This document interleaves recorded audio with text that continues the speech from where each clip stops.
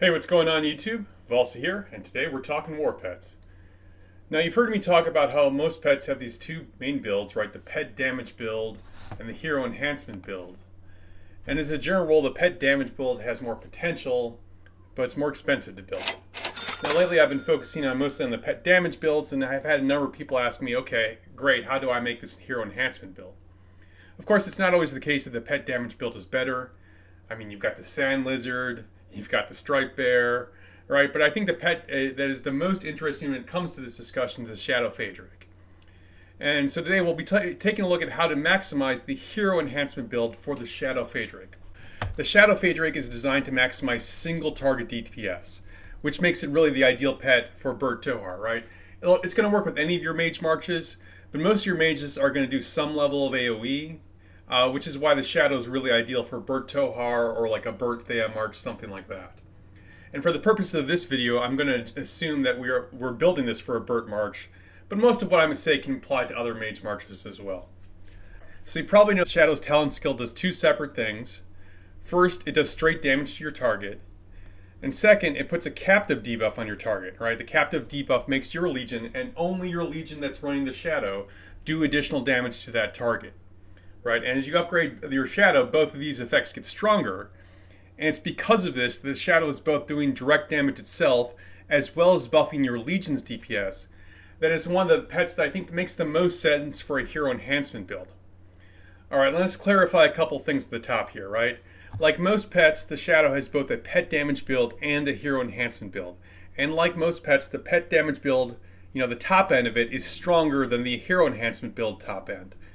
And like most pets, even though the pet damage top end is stronger, the reason you might consider the hero enhancement build is the hero enhancement build is cheaper and quicker to make, right? It competes on being cheaper on your resources.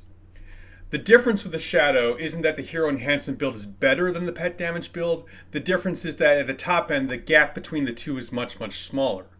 All right, and remember, the number one rule when building your pets, you're living in a resource-constrained environment. Right, there's absolutely nothing wrong with going all in on a pet damage build for a shadow, but there's nothing wrong with doing a hero enhancement build either. It'll enable you to divert resources to other pets, and you'll lose relatively less overall than if you went with a hero enhancement build, for example, on a Sapphire. Alright, so with that in mind, let's discuss the hero enhancement build for a shadow Faedrake. Now, a disclaimer, everything I'm about to tell you applies to the hero enhancement build. Don't use this advice if you're building your pet out for pet damage. So first off, let's look at the talent skill. We previously mentioned the skill is doing two things, the damage and the captive debuff. We don't care about the pet damage so much in this build, but maximizing the captive debuff is going to be one of the main focuses. Alright, so looking at this talent, there are three variables at work here. The raw pet damage, the length of the captive debuff, and the strength of the captive debuff. Alright, so I said this is a hero build, so we don't really care that much about improving the pet damage. The length of the captive debuff is not affected by improving the skill, but the strength of the captive debuff is improved as you star up the skill. So it is still very worthwhile to star up the skill even on the hero enhancement build. Okay, now what about the shadow Faedrake specific skills? The pet store skill, Intense Shadow Hunter, just improves the pet damage. We can skip it on this build. The Amber store skill, Advanced Shadow Hunter, lengthens the debuff for 1 second for every 75 spirit you have. A longer captive debuff is 100% on plan, and it's the strongest improvement you can make for this pet. Now it's an Amber skill here, it costs 4 Amber, so do you want to invest that limited resource here? I think it's worth it, but obviously we live in a resource-constrained environment, you have to decide for yourself. Right, the key breakpoints you're looking for is 225 for 5 total seconds, not that tough to hit, and 300 spirit for 6 total seconds. That is a tough one to hit. Alright, so you got that captive debuff, you use the Amber skill. Are there any other ways to extend the length of the captive debuff? Yes. The follow-up skill, when it triggers, will recast your pet's rage skill 2 seconds after the initial cast, and that will reapply the captive debuff. Follow-up, much like the talent skill, has multiple variables: the percent chance to recast the skill, and the percent damage of the recast, right? The recast is always going to be somewhat weaker than the original cast. Now, follow-ups always has a based recast chance of 40%, and that does not change as you level up the stars in the skill.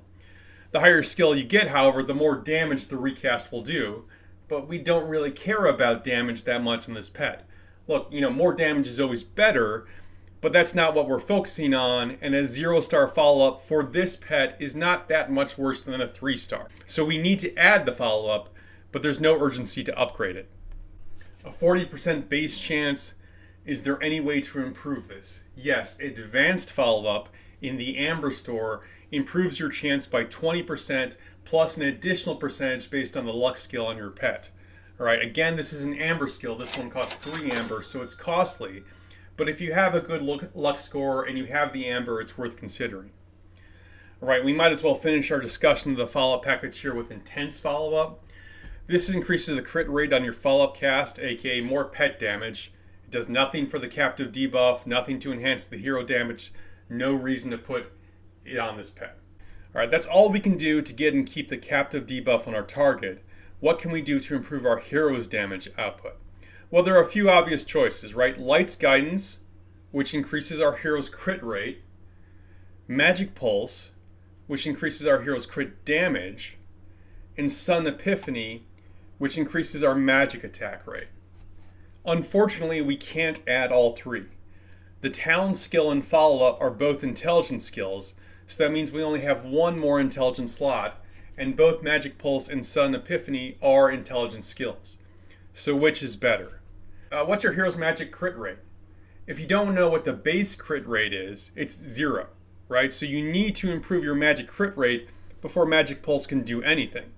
Now, Light's Guidance will give you a little bit of that, but we really want more, right? Now, thankfully, Bert, and I'm assuming we're building this pet for Bert, he's got the skill tree, and you can pick up the Focus skill, which will give you a chance to gain 10% hero skill crit rate. If you get this skill combined with the Light's Guidance, then I would choose Magic Pulse. I think it's better. If you don't have this skill, either you're running a different build on Bert that doesn't have this talent, or you're running another hero entirely without the skill tree, then you should go with Sun Epiphany. Alright, now we're up to 4 to 6 skills, depending on whether or not you picked up the Amber skills or not. Where do we go from here? Alright, most mages, including Bert, really care about their rage cycle, so I think Outbursts of Rage is a strong add to this pet. And interestingly, Shadow Faedrakes have good potential agility. Another agility skill, Poison Gland, lets you ignore the percentage target's HP. And in the strength category, we have Shield Breaker, which gives you defense penetration, also on plan. That's a total of 10 skills to choose from, and that's everything we can choose really that's on plan with our goal of enhancing our hero's ability to kill the enemy. Alright, there's some other off-plan stuff, but still viable choices to round out your heroes. For example, Wild Agility for movement speed, Interruption to mess with enemy pet casts, Robust Body for a little more health, etc. And if you're running this pet like with a Bert Thea March, consider Heartwall for the additional chance to proc a shield. Alright, on the screen here is the Shadow Faedrake I use. Obviously this is a hero enhancement build that I use with my Bert Tohar March. I got 8 slots, great intelligence, surprisingly good agility and strength. Spirit's just okay, but still good enough to hit the key 5-second breakpoint on Advanced Shadow Hunter. And then just a pathetic luck score. The skill I'm missing here is Advanced Follow-Up. Why am I missing Advanced Follow-Up? Well, it's the luck score, right? Advanced Follow-Up, the percentage it increases your follow-up chance is based on luck. And because it's an Amber skill and I have such a poor luck score on this pet, I decided it just wasn't worth it here. You'll notice that I have a lot of 2-star skills on here. Right now, the Talent skill, you gotta grind that up if you want to make that 3 stars. And Follow-Up is also pretty expensive. But the rest of these skills are surprisingly cheap to increase to 3 stars. Of course, you've always got the purchase limits in the shop. So you can't, even a cheap skill like Poison Gland, you can't just make that 3 stars without consequences. Anyway, this is my recommended build for the Hero Enhancement Shadow Faedrake. The only swap you'd make is changing out Shield Breaker for Advanced Follow-Up.